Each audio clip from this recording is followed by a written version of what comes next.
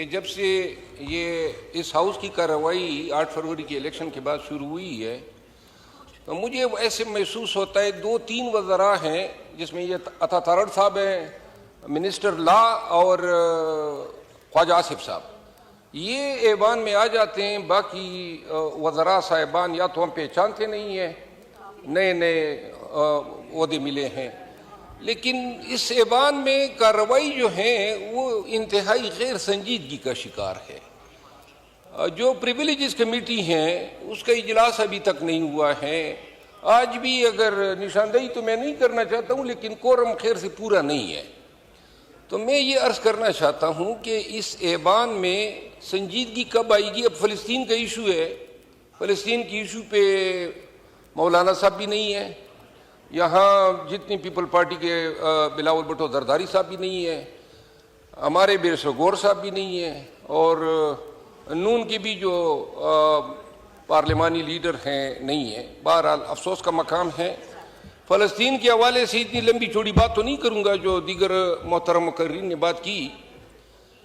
اتنی میں عرض کرنا چاہتا ہوں کہ فلسطین کے حوالے سے پاکستان کی جو پالیسی ہے وہ ان ریئلسٹک رہی ہے، ریٹوریکل رہی ہے، لفاظی پر مبنی رہی ہے، اور غزہ میں فلسطینیوں پہ جو مظالم ڈھائے جا رہے ہیں اس حوالے سے میں ایک چھوٹی سی مثال دینا چاہتا ہوں. فلسطین کی ایک ہیومن رائٹ آرگنائزیشن نے مجھ سے رجوع کیا کہ جو فلسطینی پاکستان میں اور بالخصوص اسلام آباد، پیریفری میں اور پنڈی میں آباد ہے، ان کی ری ایبیلیٹیشن کے لیے ایک NGO جو فلسطینی NGO ہیں وہ یہاں پہ کام کرنا چاہتی ہیں، اور جس کے لیے پاکستان کے کسی بینک میں جو ہے اکاؤنٹ ان کے لیے کھولنا ہے.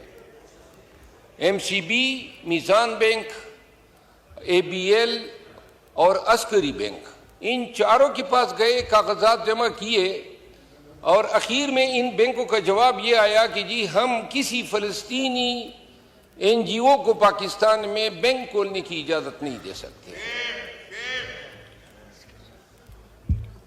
اب یہاں ہم قرارداد تو پاس کر لیں گے، لکھ لیں گے کہ جی اس ایوان نے جو ہے اس پہ انتہائی افسوس کا اظہار کیا. ہمیں یہ بھی ادراک ہے نا، وہاں لوگ راتوں کو بھی نہیں سوتے ہیں کیونکہ بموں کی گنگرج ہیں، اسپتال ملیا میٹ ہیں، سکولز، کالجز، درسگاہیں، وہ وہاں پہ ملبے کا یہ منظر پیش کر رہے ہیں. بحیثیت ایک ملک کے ہم کشمیر کو بھی بھولتے جا رہے ہیں، اور یہ بھی لفظی خدمت ہوگی.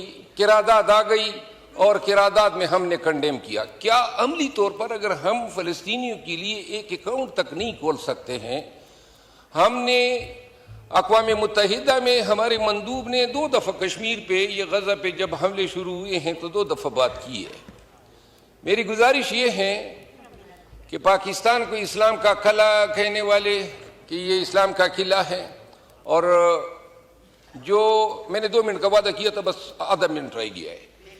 اس ہمارے لیے ضروری ہے کہ کبھی ہم انفراسٹرکچر میں یا ری ایبیلیٹیشن میں جو ہے کوئی مدد فلسطینیوں کو کیوں نہیں دیتے ہیں. پنجاب کی حکومت کا کوئی منسٹر ہے، میں اس کو خراج تحسین پیش کرتا ہوں. 10 کروڑ روپے اس نے فلسطین کے فنڈ میں عطیہ دیا ہے. اس ایوان میں بھی بڑے ارب پتی اور کروڑ پتی بیٹھے ہوئے ہیں، مجھے پتہ نہیں ہے کسی نے کاک بھی دیا ہے کہ نہیں دیا ہے، لیکن میرا خیال ہے کہ کسی نے نہیں دیا، اور نہ اگر دیا ہوتا تو علی اعلان کہہ چکا ہوتا.